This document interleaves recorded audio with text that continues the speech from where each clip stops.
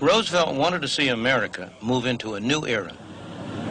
The Social Security Act was passed and other measures followed: unemployment benefits, welfare payments, distribution of surplus food. With these measures, of course, came rules, regulations, and red tape, as familiar today as they were novel then. The government bureaucracy began to grow, and it's been growing ever since.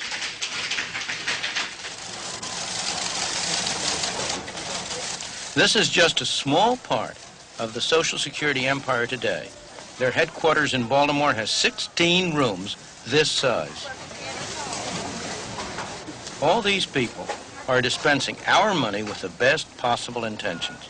But at what cost? In the 50 years since the Albany meetings, we have given government more and more control over our lives and our income. In New York State alone, these government buildings house 11,000 bureaucrats, administering government programs that cost New York taxpayers $22 billion.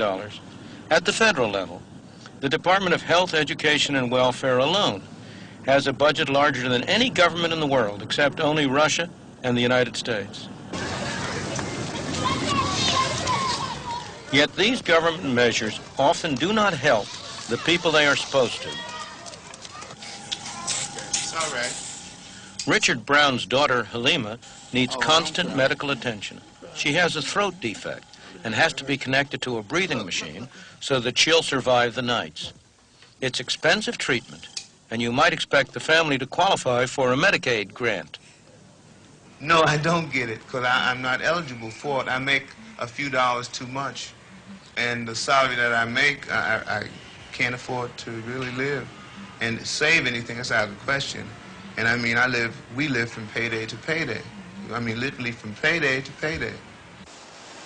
The struggle isn't made any easier by the fact that Mr. Brown knows that if he gave up his job as an orderly at the Harlem hospital, he would qualify for a government handout, and he'd be better off financially. Hello, Miss Davies. Mr. Brown, do me a favor, please. There's a section patient. It's a terrible pressure on him, but he's proud of the work that he does here, and he's strong enough to resist the pressure. Mr. Brown, and you're fully dilated, so I'm here to take you to the delivery room. Try not to push, please, because you want to have a nice, sterile delivery. Okay. Mr. Brown has found out the hard way that welfare programs destroy an individual's independence. We have considered welfare. We went to see if I'd apply for welfare, but we were told that we were only eligible for $5 a month. And to receive this $5, we would have to cash in our son's savings bonds, and that's not even worth it. I don't believe in something for nothing anyway. I think a lot of people are capable of working and are willing to work, but it's just the way it's set up.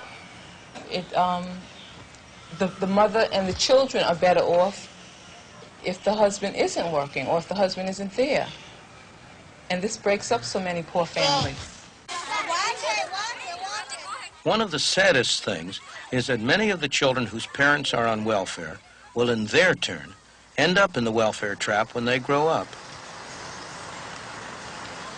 In this public housing project in the Bronx, New York, 3/4 of the families are now receiving welfare payments. Well, Mr. Brown wanted to keep away from this kind of thing for a very good reason. The people who get on welfare lose their human independence and feeling of dignity. They become subject to the dictates and whims of their welfare supervisor, who can tell them whether they can live here or there, whether they may put in a telephone, what they may do with their lives. They're treated like children, not like responsible adults. And they're trapped in the system. Maybe a job comes up that looks better than welfare, but they're afraid to take it, because if they lose it after a few months, it may be 6 months or 9 months before they can get back onto welfare. And as a result, this becomes a self-perpetuating cycle, rather than simply a temporary state of affairs. Maureen Ramsey has had to buy food and clothes for her family out of a government handout. For the whole of that time, her husband, Steve, hasn't had a job.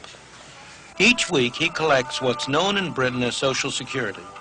The government looks after him, his wife, and their children. But accepting welfare payments means accepting the rules of those who hand them out. My opinion, anyway, you feel as they own you. You know, there's no other way of putting it.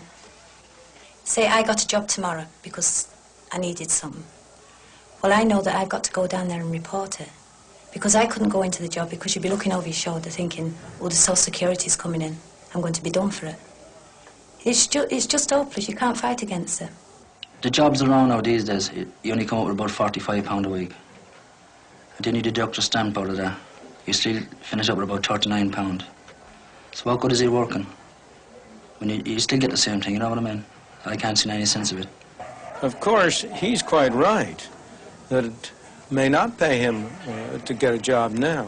That's not his fault, and I don't blame him. He's acting sensibly and intelligently for his own interest and the interest of his family. It's the fault of a system which takes away the incentive from him to get a job.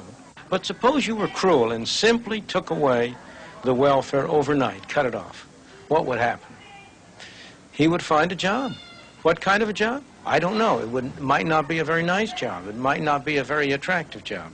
But at some wage, at some level of pay, there will always be a job which he could get for himself. It might be also that he would be driven to rely on some private charity. He might have to get soup kitchen help or the equivalent. Again, I'm not saying that's desirable or nice or a good thing. It isn't. But as a matter of actual fact as to what would happen, there is little doubt that he would find some way to earn a living. The American government is trying to break the welfare trap. These people were unemployed. They're now being trained at the taxpayer's expense. It may or may not lead to a real job.